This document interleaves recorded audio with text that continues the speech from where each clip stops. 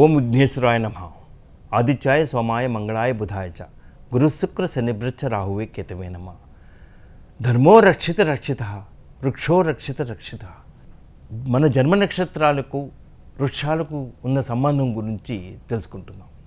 ఈరోజు ఆ విధంగా మృగశిర నక్షత్రం, దానికి సంబంధిత చండ్ర వృక్షం అనగా సండ్ర వృక్షం గురించి తెలుసుకుందాం.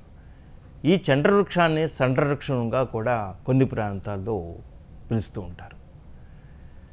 మరి ఈ మృగశిర నక్షత్రం గురించి చెప్పుకోవాలంటే మనం బైనాక్యులర్స్తో కానీ ప్లానటోరియంలో కానీ ఈ నక్షత్రాన్ని వీక్షించినప్పుడు ఇది 5 తారల సమిష్టి రూపంలో లేడీ ఆకారంలో కనిపిస్తుంది.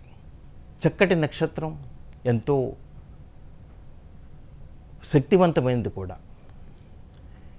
లేడీ ఆకారంలో ఎలా ఉంటుందండి? లేడీ అనేది ఒక మృగం. ఆ మృగం యొక్క శిరస్సు ఆకారంలో ఇది ఉంటుంది కాబట్టి ఇది మృగశిర నక్షత్రం అయింది.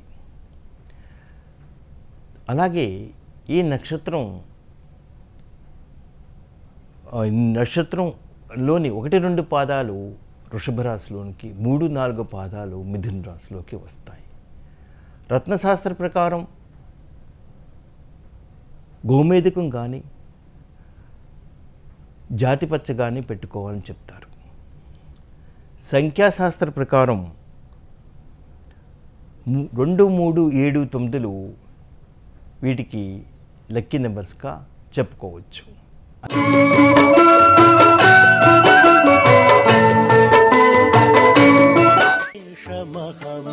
మహమారిగిరాయవు ఆపజలంధర అసుర సంహార సుయశ తుంహార విదిత సంసార.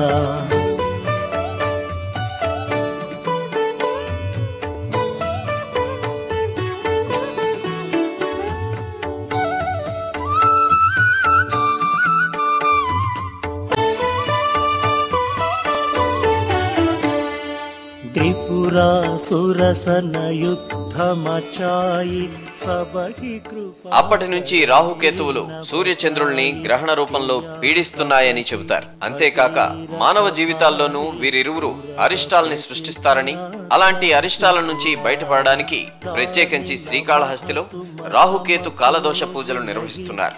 గ్రహాలన్నీ సర్పాకృతులే అయినా ఈ దుష్ట గ్రహాల ఆట కట్టించడానికి శ్రీకాళహస్తీశ్వరుడు సర్పచిహ్నితుడై ఉన్నాడు.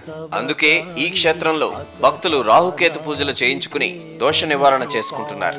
రాహుకేతు దోషాలే కాక ఏ గ్రహ దోషమైనా ఈ స్వామి పూజతో నివారింపబడుతుంది. ప్రభుం ప్రాణనాథం విభుం విశ్వనాథం జగన్నాథనాథం సదానంద భాజం భవద్భవ్య భూతేశ్వరం భూతనాథం శివం శంకరం శంభుమీశానమీడే.